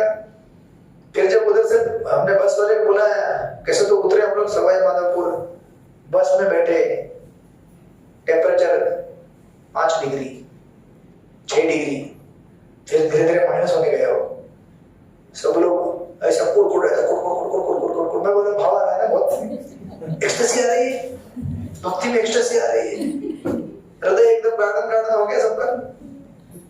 फिर वो लोग बस में चढ़े और बस का स्पीड कितना था, 20 किलोमीटर प्रति घंटा। हरे कृष्ण। क्यों?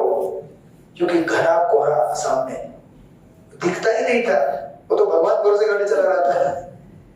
यहां से लेकर वहां तक इतना ही दिखेगा, आगे क्या है कुछ मालूम नहीं, टर्न है क्या है। 20 किलोमीटर प्रति घंटा से गाड़ी चल रही थी।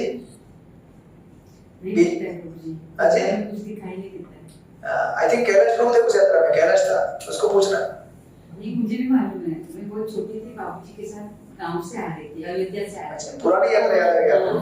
तो मैं बोला ये छोटी कैसे थी अभी, ये पिछली यात्रा। अरे बहुत कोहरा था और रात का समय था, कुछ दिखाई नहीं दे रहा था, सिर्फ लाइट के फोकस से धीरे धीरे चल रहे थे। यस, तो क्या हुआ, हम लोग जब उतरते थे होटल के कहीं बाजू में थोड़ा सा गर्म ये पीने, चाय तो नहीं पीते थे, लेकिन जो कुछ लोग थे वो चाय पीते थे उसमें भी, तो कुछ ऐसा थोड़ा ड्रिंक वगैरह, ड्रिंक मतलब वो वाला नहीं कुछ पानी वानी थोड़ा सा। तो उधर वो लकड़ी जला के रखते थे ना बाहर होटल वाले, सब लोग उधर और पूरा मुंह से धुआं वो निकलता ना, फ्यूम निकलता है। अभी हम लोग वृंदावन गए थे तभी नहीं था ठंडी। ऐसा करते करते करते हम लोग कब पहुंचे, सुबह 5 बजे। हरे कृष्ण। ये रात को पहले दिन 5 बजे पहुंचने वाले थे स्ट्रेट, दूसरे दिन 5 या 6 बजे पहुंचे। गेस्ट हाउस से निकले तो मतलब गेस्ट हाउस नहीं पहुंचे थे, वो बस बाहर उतरा, एक्चुअली वृंदावन के अंदर नहीं जाता है ना। फिर अभी मैं बोला अभी करो भक्ति, अभी आएगा मजा तुम लोग। वृंदावन भजन क्या होता है जरा समझ लो। एक एक करके कुड़कुड़ते हुए, वो बैग भी ऐसा भारी लग रहा था उस समय, और जरा भी नहीं लगता था, चोट लगती थी तुरंत। सर्दी में ऐसा होता है ना। फिर कैसे तो कहाँ कुछ करके होटल में घुस गए तो होटल से लोगों को फोन आना चालू हो गया, हमारे रूम में गीजर नहीं चल रहा है। मैंने बोला कितना पैसा भरा था? पैसा तो उतना ही भरा था। बोला अभी होटल भी तो वैसे ही रहेगा, क्या करेंगे अभी, सब सुविधा सब जगह नहीं मिलता है। तो फिर वो गीजर वाला आता था, रिपेयर करता था। ऐसे करते करते कुछ हुआ, उसने रिपेयर किया, कहाँ चले आगे, जैसे भी चले। फिर जब बाद मैंने पूछा, कुछ लोग बोले हम तो ठंडे पानी से नहा के आए। बोला ये ट्रेनिंग है तुम्हारा वृंदावन का, राइट। इसके बाद फिर उन्हें जो दर्शन हुए भगवान के, तो सब लोग बोलते थे कि उस दर्शन से जो हमें तृप्ति हुई ना, आज तक हुई नहीं। क्यों? क्योंकि आप जब मेहनत करके, परिश्रम करके जब भगवान का दर्शन लेने जाते हो, उस दर्शन में जो आनंद है वो वीआईपी दर्शन में आनंद नहीं मिलेगा आपको। तो भगवान आपकी परीक्षा लेते हैं, भगवान देखते हैं मेरे लिए क्या समर्पण करने के लिए तैयार है। ये मत सोचना हवाई जहाज से उतर गया, वीआईपी लाइन में खड़ा हो गया, हो सकता है ऐसे भी, लेकिन ये धारणा लेके मत चलो कि फिर मेरा भजन सक्सेसफुल हो गया। नहीं, भगवान जैसे आपको लेके जाएंगे, चाहे हवाई जहाज से लेके जाए, चाहे ट्रेन 12 घंटा लेट करके लेके जाए। उसके बाद फिर हमको जाना था अयोध्या, उसके लिए ट्रेन पता चला रात को हमें निकलना था 5 बजे, 5 घंटा लेट है। दर्शन के लिए हमें पहुंचना था 5 बजे शाम को, रात को 10 बजे पहुंच गए। फिर भी दर्शन खुला था कैसे तो करके, तो उधर स्टेशन से उतर के बैग भी सब उधर फेंक दिया सब लोगों ने कोने में, भागे सब लोग दर्शन लेने के लिए। उधर भी जो उनको दर्शन हुआ, बोले हमारे आंखों से आंसू आ गए थे। मैं बोला आएंगे, इतना परिश्रम करके आप लोग यहाँ पे आए, और उस दिन की रात को होटल भी हमारा आगे पीछे हो गया था, तो वो लोग ऐसे डॉर्मेटरी में किधर तो रहे, सब कुछ हुआ। दूसरे दिन में डॉर्मेटरी यहाँ वहाँ कुछ करके, लेकिन वो यात्रा यादगार था इस मायने में कि हम लोग जहाँ पे भगवान के लिए कष्ट करते हैं, ऐसे कष्ट करने से हमें क्या होता है, शुद्धि मिलती है, और शुद्धि से हम भगवान का दर्शन ठीक से कर सकते हैं। सो दैट्स व्हाई प्रभुपाद यहाँ पे इन चीजों को क्लियर करते हैं। 6 आइटम को बताने के पहले कि भक्ति मतलब इमेजिनेटिव एक्सटेसी नहीं है। मेरे प्रभुपाद ने जो सीमेंट बोला ना, फिर गुरुदास प्रभु बोले सीमेंट किधर है मंदिर, क्योंकि उस समय कृष्ण भगवान मंदिर का कंस्ट्रक्शन चालू था और उस समय सीमेंट नहीं मिलता था। सीमेंट बहुत स्मगल होता था और महंगा था, ब्लैक में बहुत बेचते थे। तो कैसे कैसे प्रभुपाद को पता चला इतना सीमेंट आया है, प्रभुपाद उतरे, एक एक गोली काउंट किया सीमेंट का, गोडाउन को लॉक किया, उसके बाद प्रभुपाद अपने रूम में चले गए। तो आप बोलेंगे ये इसमें सीमेंट में इतनी क्या बात थी? अरे प्रभुपाद के लिए भगवान का भक्ति भजन संसार में फैलाने उद्देश्य था, राइट? लेकिन संसार में भक्ति भजन कब फैलाओगे? जब मंदिर रहेगा तो मंदिर से गुणगान होगा ना भगवान का। मंदिर बनाने के लिए उस समय क्या चाहिए था? सीमेंट, बराबर है कि नहीं? तो गीता में आपने देखा होगा, सम अश्म लोष्ट कांचन, गीता में कहा जाता है कि एक योगी के लिए एक पत्थर और एक सोना दोनों पत्थर ही है, समझे कि नहीं? लेकिन उपयुक्तता के अनुसार अगर पत्थर भगवान के मंदिर निर्माण के लिए आवश्यक है तो सोने से भी महंगा हो जाता है वो, समझे कि नहीं? जिस चीज की उपयुक्तता है भगवान का भक्ति भजन बढ़ाने के लिए, वो चीज उसके लिए उस समय सोने से महंगी बन जाती है, क्योंकि प्रभुपाद के लिए वो उपाय था भगवान के भक्ति भजन को बढ़ाने के लिए। सो दैट्स व्हाई गुरुदास प्रभु समझ गए कि वृंदावन क्या होता है। वृंदावन मतलब मेरे इमेजिनेटिव एक्सटेसी नहीं है, वृंदावन मतलब समर्पण है, भगवान के प्रति समर्पण, प्रतिबद्धता, और हम सेवा देने के लिए कितना तैयार हैं, right? So that's why Srila Prabhupada हमको एंगेज करना चाहते थे भगवान के भक्ति भजन में, और इसलिए उन्होंने जब ये जो व्याख्या है ना, क्या बोलते हैं इसको, डिवोशनल सर्विस, इसका व्याख्या कैसे दिया है प्रभुपाद ने? जनरली अगर आप बाहर के लोगों को पूछेंगे व्याख्या क्या होती है डिवोशन की, तो बोलेंगे लव, भक्ति, प्रेम। लेकिन प्रभुपाद ने हमें क्या व्याख्या दी है? भक्तिमय सेवा, डिवोशनल सर्विस। डिवोशन मतलब related to heart, that is internal, और सेवा मतलब एक्सटर्नल। दो चीजें मिलके भक्ति में सेवा बनती है। हृदय के अंदर भगवान के लिए भाव होना चाहिए और वो उसका प्रकटीकरण बाहर सेवा के माध्यम से होना चाहिए। दोनों में से एक गाय में तो गड़बड़ होता है। कोई बोलेगा मैं बहुत प्यार करता हूं लेकिन मैं जप नहीं करूंगा, ऐसा नहीं होता है भाई। ये कुछ लोग बोलते हैं ना मैं दिन भर सेवा करूंगा जप नहीं करूंगा, ये भी गलत है। कुछ लोग बोलते हैं हम दिन भर सेवा जपा करेंगे सेवा नहीं करेंगे, ये भी गलत है। कोई कोई बोलता है मैं मान में जप करता है, मैं जपा माला नहीं लूंगा, मान नहीं करता। ये तो उससे भी बढ़िया एक्सटेसी है। हम 24 घंटा जाप करते हैं, हमें जाप करने की जरूरत ही नहीं है। कृष्ण के याद करते हैं, याद करते रहते हैं। तुमको एक बार बुला देना यहाँ मंदिर में, मुझसे बर्तन घिसवाते 5 घंटा, प्रेम कृष्ण को याद करते बर्तन घिसवाते, राइट? तो हमारे आचार्य ने विधि दिया है संख्या पूर्वक नाम गान, काउंटिंग करते हुए हमें भगवान का भजन करना चाहिए, राइट? सो दैट्स व्हाई सेवा मतलब एक्सटर्नल कंपोनेंट है और डिवोशन मतलब इंटरनल, दोनों होना चाहिए, तब बनता है शुद्ध भक्ति। हृदय के अंदर भक्ति और हमारे सामने सेवा, राइट? सेवा एंड साधना दोनों होना चाहिए हमारे जीवन में, राइट? सो इस तरह से तो सेवा हमारी भक्ति को गिनती करने का क्या है?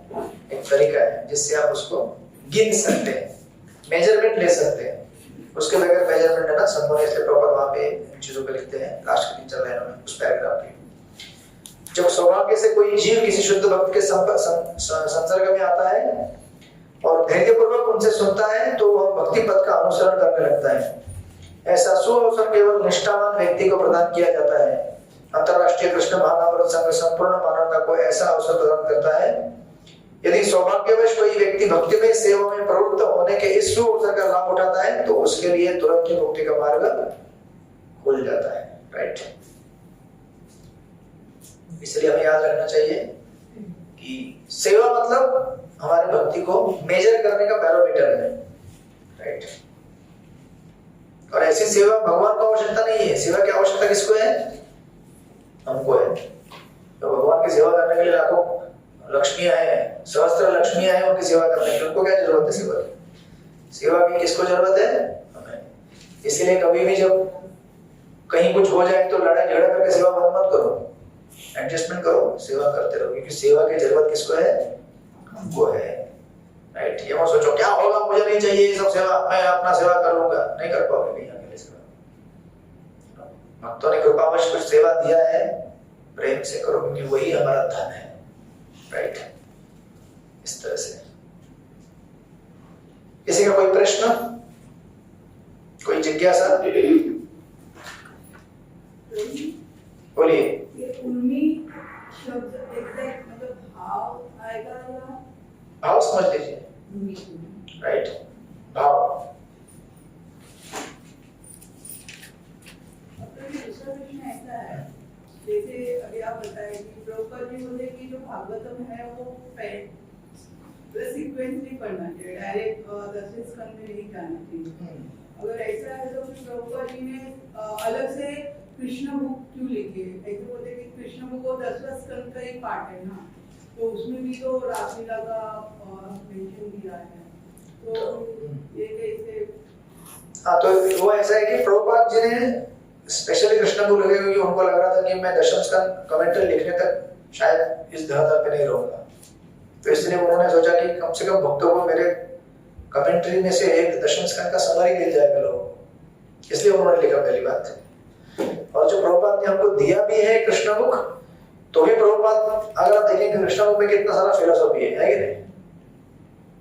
उसका कोई ऑर्डिनरी खाली स्टोरी नहीं है, सिद्धांत है, और इसीलिए हम उसको पढ़ सकते हैं, राइट। तो अगर आप रास्ते का प्रसंग पढ़ेंगे तो प्रभुपाद ने वहां पे लिखा है कि रास्ते कौन सुन सकता है, कौन नहीं सुन सकता है, क्या करना चाहिए, क्या नहीं करना चाहिए, सब लिखा हुआ है, राइट। तो अगर हमको लगेगा कि भाई ये नहीं पढ़ सकता तो वो चैप्टर स्किप कर दीजिए, 5 चैप्टर छोड़ दीजिए, उस 5 चैप्टर को बाकी पढ़ लीजिए। बट प्रभुपाद ने हमको एक समरी स्टडी दे दी, क्योंकि प्रभुपाद जानते थे कि मैं बाद में यहाँ पे रहने वाला नहीं हूँ, मैं जाऊंगा भगवत धाम, तो उसके पहले उन्होंने सोचा कि कम से कम समरी स्टडी मिल जाए, राइट। इस उद्देश्य से उन्होंने लिखा, और वो हमारे लिए जरूरी था, नहीं तो हमारे पास प्रभुपाद का मेन जो दशम स्कंद है उसका कोई टीका नहीं रहता था, तो थोड़ा बहुत हमें। बट प्रभुपाद ने कई बार एम्फेसिस किया है कि मेरे जो प्रभुपाद ने कहा है कि अगर आपको मेरे सारे उपदेशों का सार जानना है तो प्रथम स्कंद पूरा पढ़ लीजिए तात्पर्य के साथ। किसी को भी प्रभुपाद के सारे उपदेशों का सार जानना है तो प्रथम स्कंद पूरा तात्पर्य के साथ पढ़ेंगे, उसमें मिल जाएगा।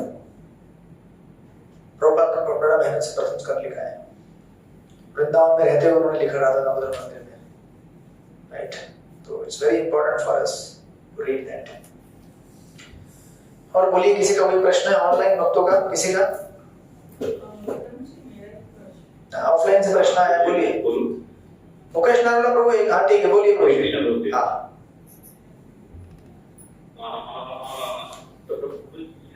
आपने बताया कि जैसे सेवा ही मतलब एक भक्ति का मतलब सर्वोच्च फॉर्म रहता है, और हमारा एक उद्देश्य यही होता है कि सेवा के माध्यम से मतलब कृष्ण को प्रसन्न करें। लेकिन प्रभु ये सेवा करते करते जब भी कोई सेवा का काम मिलता है तो एक साथ में एक वो भी चर्चा है कि जैसे कोई व्यक्ति पसंद नहीं है, किसी का होता है, कंफर्टनेस है, तो ये सब चीजें भी मन में चलती है, तो उनसे मतलब एडजस्ट नहीं हो पाते, और जो एक होता है ना वो साइड पे रह जाता है, और ये चीजें सब निकल के आगे होती है, तो वो सब अभी कैसे वो मतलब मैच करें, क्योंकि बार बार अभी इतने वो नहीं पा रहे हैं, तो मतलब बार बार वही चीजें डिस्कम्फर्ट कर देती है, कोई मतलब ठीक है। देखिए, पहली बात तो है कि आप जितना हो सके एडजस्ट करने की कोशिश करो, नहीं हो सकता तो चेंज भी कर सकते सेवा, कोई प्रॉब्लम नहीं है। अगर समझो ये 4 लोगों के साथ सेवा करने में जमता नहीं तो दूसरे 4 भक्त पकड़ो, लेकिन उधर भी जाकर वही प्रॉब्लम आता है, हरे कृष्ण, तो समझ जाओ कि एडजस्टमेंट मेरे को ही करना पड़ेगा। ऐसा तो नहीं होगा ना कोई बोलेगा इस इस्कॉन टेंपल में सेवा मेरे को जमता नहीं है तो दूसरे मंदिर में चला गया, बोले उधर भी सेवा जमता है तीसरे मंदिर में, तो आपको समझना पड़ेगा कि मुझे कहीं ना कहीं तो टिकना पड़ेगा एडजस्टमेंट करके, राइट। और ओवरऑल इसका एसेंस ये है कि हम लोग अगर प्रामाणिक रहे तो भगवान हमको हृदय से प्रेरणा देंगे कि कैसे करना क्या करना है, राइट। ये ना समझे कि भगवान नहीं देख रहे हैं उसको, भगवान देख रहे हैं कि आप कितना एडजस्टमेंट करने की कोशिश कर रहे हैं, कितना सैक्रिफाइस कर रहे हैं, और भगवान हमको प्रेरणा देंगे अंदर से, गुरु हमें प्रेरणा देंगे। ये ना सोचे कि हम अपने आप के ऊपर इंडिपेंडेंट या फिर हमारा कोई सहायक नहीं है, भले कोई ना सुने आपकी बात, कभी कभी अथॉरिटी भी आपकी बात ना सुने अपेरेंटली, ऐसा तो नहीं होगा, बट अगर आपको लगे ऐसा तो भी भगवान तो हमारे साथ हमेशा है कि नहीं, प्रभुपाद जी है कि नहीं, वो तो सुनेंगे ना, और अगर हम सिंसियर रहे तो हमको रास्ता दिखाएंगे। भक्ति में सिंसियरिटी के अलावा और कोई मार्ग नहीं होता। जब हम बहुत सारी चीजों को एडजस्ट करने के बाद अंतिम निर्णय पे पहुंच जाते हैं तो right, something like that. Hare Krishna. Yes, Pushpa और माता जी का प्रश्न। प्रभु जी, हमारा मतलब 4 संप्रदाय है बराबर प्रभु जी। तो जो गुरु महाराज ने, जैसे कि प्रभुपाद जी ने हमें मंत्र दिया है और भागवतम में भी लिखा है कि ये मंत्र ही हमें गोलक धाम लेके जाएंगे। तो बाकी जो 3 संप्रदाय है तो वो भी जो गुरु मंत्र उनको देते हैं तो वो भी वहाँ पे जा सकते हैं। मतलब देखिए, पहली बात तो ऐसा नहीं बोला है कि यही मंत्र पढ़ने के बाद गोलक जाएंगे, ऐसा किधर लिखा है बताइए मुझे। नहीं, मतलब प्रभुपाद जी ने तो ऐसा नहीं बोला प्रभुपाद जी ने कि यही मंत्र पढ़ोगे तो ही गोलक जाओगे, ऐसा नहीं बोला है। क्योंकि मैंने सुना है। हाँ देखिए, सुना है तो बहुत सारी बातें हम सुन सकते हैं। प्रभुपाद जी ऐसा कभी नहीं कहेंगे कि यही मंत्र बोलने के बाद तुम जाओगे। प्रभुपाद ने कहा होगा कि ये कलयुग में सबसे शक्तिशाली मंत्र, ये कहा होगा। तो शब्दों को पैराफ्रेज करते समय बड़ा सावधान रहना चाहिए कि हम गलत मैसेज ना ले लें या फिर गलत मैसेज ना दे दें, और इसीलिए प्रॉब्लम होता है। अब बीच में एक जगह पे किसी हमारे भक्त ने बोल दिया था कि हरे कृष्ण मंत्र जपने से ही भगवत धाम जाएगा, लेकिन राम कृष्ण हरि मंत्र जपने से नहीं। ऐसा कुछ तो समथिंग आपने सुना होगा, डिबेट हुआ था। ऐसा नहीं है। वो जो मंत्र जप रहे हैं तो संतो कर्म नारायण को दिए, वो भी जाएंगे भगवत धाम, और हम जप रहे तो हम भी जाएंगे। मैंने शुरुआत में इसलिए क्या कहा, जिस डॉक्टर ने आपको जो दवाई दी है वो दवाई लीजिए। हमको हमारे डॉक्टर ने महामंत्र का दवाई दिया है, हम महामंत्र लेते हैं। उनको किसी को श्री कृष्ण शरण मम दिया है, किसी को राम कृष्ण हरि दिया है, किसी को राधे राधे दिया है। जिसको जो गुरु ने मंत्र दिया है वो ले लीजिए। आखिर यहाँ पे प्रश्न क्या है? गुरु निष्ठा का प्रश्न है, राइट। हाँ, ये तथ्य है कि कलि संतरण उपनिषद और बहुत सारे पुराणों में कहा गया है कि कलयुग के लिए तारक मंत्र है महामंत्र। ये तो बात है, इससे कोई टाल नहीं सकता। परंतु अगर कोई किसी व्यक्ति को, अगर किसी गुरु ने दूसरा पर्टिकुलर मंत्र दिया तो भी कारगर है, क्योंकि वो भी भगवान का नाम है और परंपरा में आता है वो, राइट। फिर हम ऐसा नहीं बोल सकते कि वही करने के बाद ही जाएगा, नहीं, ऐसा नहीं। हमने कोई मोनोपोली नहीं लिया है कि इस्कॉन में आने के बाद शुद्ध भक्त बनेगा, इसका कॉन्ट्रैक्ट लिया कि हमने नहीं। 4 संप्रदाय हैं, किसी भी संप्रदाय में आप शुद्ध भक्त बन सकते हैं। हाँ, लेकिन हम लोग आपको यहाँ पे क्या कर रहे हैं? राधा कृष्ण का हाईएस्ट भक्ति दे रहे हैं, ब्रज भाव।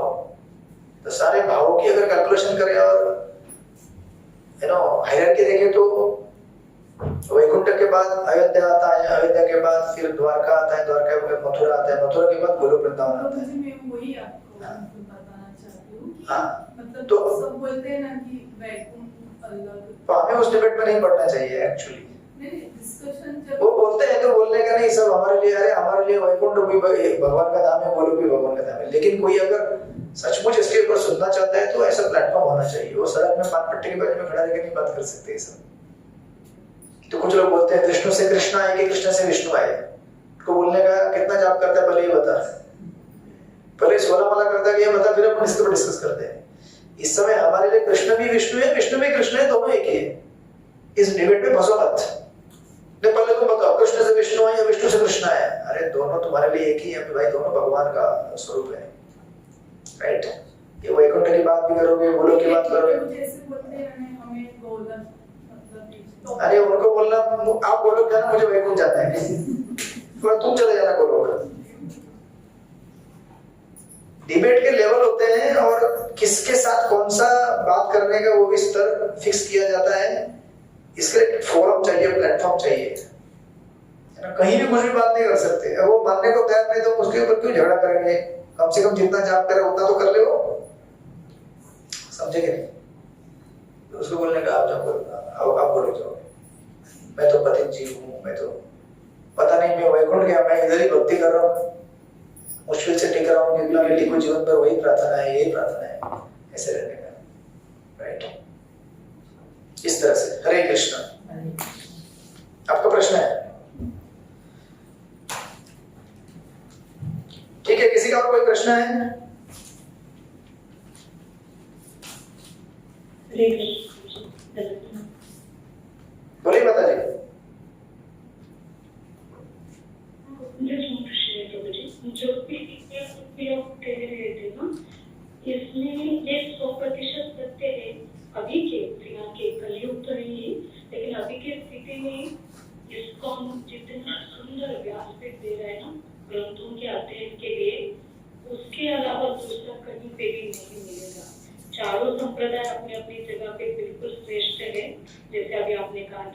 अलग अलग भाव, माधुर्य भाव तक का स्तर है। पर इस्कॉन में इतनी सुंदर प्रणाली है कि कोई अनपढ़ भी आएगा ना तो निश्चित इन ग्रंथों का अध्ययन करके उस ऊंचे स्तर तक जाएगा। टोटली श्री धाम में भी अगर किसी को आना है ना तो केवल इन ग्रंथों का भी सरलता से और बिल्कुल सरेंडर होकर पढ़ाई करेगा, उसको श्री धाम बिल्कुल भक्ति प्रदान करेगा। हरे कृष्ण। प्राण वल्लभ माता जी, राइट? हाँ, प्राण वल्लभ माता जी फ्रॉम वृंदावन। माता जी वृंदावन में रहती है, उनका साक्षात्कार है। हरे कृष्ण। थैंक यू माता जी। क्योंकि कभी जो आपने रियलाइजेशन बताया ना, तो आप जैसे यात्रा लेकर आ रहे थे, क्या ठंडी होता है, कितना कोहरा होता है, और आप दुग्ध ब्रह्मचारी हो, आपको साधुवाद, आपको तो प्रयास होता है कि मंगला में उठना है, ठंड में भी नहाना है, जो मिले, भले आप रोसरी में कितने भी बड़े की हो, पर आपको जो मिले उसमें संतुष्ट रहना। आपको ये सब अभ्यास होता है, गृहस्थी उनका अभ्यास नहीं होता, या बाहर के अभी भक्ति में आए हैं उनका अभ्यास नहीं होता। But this is really true. केवल और केवल योग्य व्यक्ति से इस्कॉन में दिए ग्रंथों का ABCD से अध्ययन करें।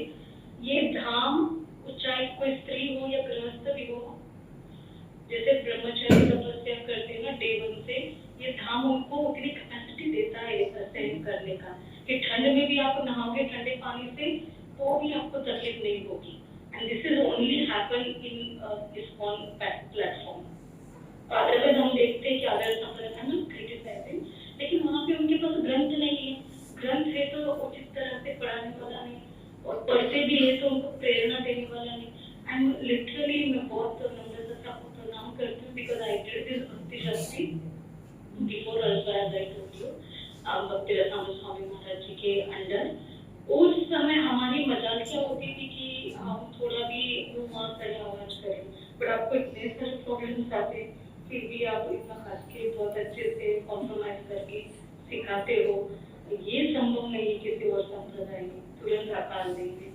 Really thank you so much. Hare Krishna. मुझे डर लगता है कि मुझे अकाल देंगे, इसलिए मैं डर डर के क्लास लेते रहता हूँ। Hare Krishna. Thank you so much, मुझे अकोमोडेट करने के लिए थैंक यू सो मच। आपके जैसे शिक्षकों की बहुत आवश्यकता है। नहीं माता जी, मैं सीखते रहता हूँ और आप लोग मुझे डॉलेट करके लेते हैं, इसलिए ले रहे हैं। Hare Krishna. Thank you so much. Hari बोल। थैंक यू माता जी for sharing your realisations. Hari Hari. Hare Krishna. तो आप लोग आज यहीं पे रुकेंगे। हरे कृष्ण। और कोई किसी भक्त को कुछ बोलना है क्या?